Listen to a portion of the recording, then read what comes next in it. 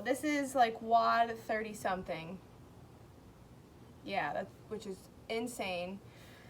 And I know a lot of people were expecting to have the gym open up May 1st or having their hopes up, and I know a lot of people's hopes, including mine, were not fulfilled last night with the governor's phase 1 release. But that just means that we need to go harder and we need to keep pushing, because the gym will open up soon, and this is just phase 1 of opening things back up. So let's all mentally prepare for phase 2 to come out, to get our normal lives back together. So I'm here to explain the WOD. So the warm-up is a 800-meter jog. That means you guys will run 400 meters there and 400 meters back. I think by now you guys all kind of have an idea of what your length is and where you're running to. Then you have 20 just normal air squats to warm up your legs, down and up.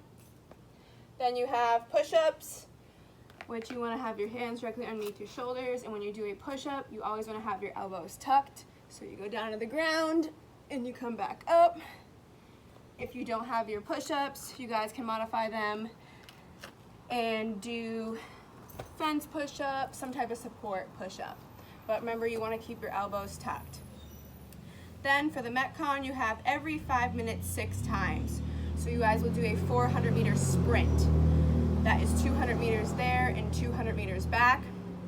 You will do 20 just normal sit-ups. You can do butterflies or your regular standing sit-up, which is here. Butterfly is here. Then you will do 15 high pulls of object. So you can use your kettlebell, your dumbbell, a backpack, something to pull it up. So you'll stand straight, you will have your weight in your hand, and your elbows will be towards the sky. All right? Keeping your core nice and tight as well for that support. Then you have 10 overhead overhead squats. So again, your object will be over your head. Let me just put this here. You will stand in your regular air squat position. You'll have the object over your head. Your hands will be, your arms will be at shoulder length. So you'll squat down wherever's comfortable. So here to here. Now these can be tricky, and this is actually a good way to work on your overhead sit-ups. If you have something lighter, use something lighter. In an overhead, not sit-up, a squat, an overhead squat, you always want to have the object over your head, your elbows are locked out, and you want to have your core nice and tight. When you're going down to that squat position, you are pushing your butt back, and you're going down, sinking into your hips.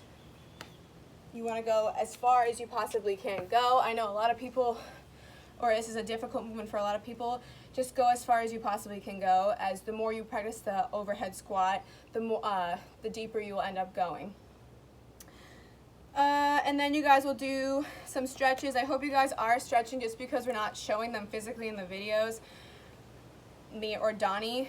I hope you guys are visiting the YouTube channel and doing the stretches with Laura Paradiso. She works very hard to upload those videos, and they're really lengthy, and I know how long it takes to upload a video, and the more time that you are spending talking, the longer the video is, obviously, and the longer it takes to upload. So she's working very hard, and we really appreciate that. So please go and stretch with her. She has some quality stretches, especially if you're sore and feeling tight. That's basically it. You will set your timers for a 5-minute timer. So if you go on that app, the interval app, you will do 5 minutes. You would do 6 rounds of that 5 minutes. So you will perform all those movements. Hopefully you guys are finishing before 5 minutes, so you get like a 1 minute and 30-second rest.